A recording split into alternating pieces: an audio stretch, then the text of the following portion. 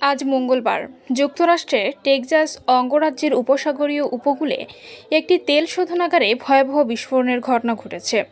বিস্ফোরণের পরপরই সেখানে বড় ধরনের অগ্নিকাণ্ড ছড়িয়ে পড়ে, আর মুহূর্তেই আকাশ থেকে যায় ঘন কালো ধোঁয়ায়। ঘটনাটি ঘটেছে পোর্ট আর্থার শহরে অবস্থিত ভ্যালেরো তেল শোধনাগারে। প্রত্যক্ষদর্শীরা জানান, হঠাৎ এক বিকট শব্দের পর আগুন দ্রুত ছড়িয়ে পড়ে, যা আশপাশের এলাকা জুড়ে আতঙ্ক সৃষ্টি করে।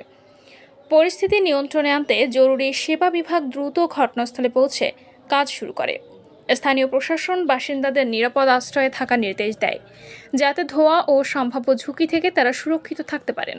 প্রাথমিক তদন্তে ধারণা করা হচ্ছে, একটি ইন্ডাস্ট্রিয়াল হিটার বা শিল্প হিটারের যান্ত্রিক ত্রুটির কারণেই এই বিস্ফোরণ ঘটে।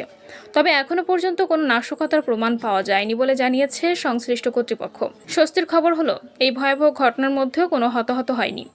শোধনাগার কর্তৃপক্ষ এবং শহরের মেয়র শার্লট এম মোজেস নিশ্চিত করেছেন, সব কর্মী নিরাপদে আছেন এবং প্রত্যেকের উপস্থিতি যাচাই করা হয়েছে।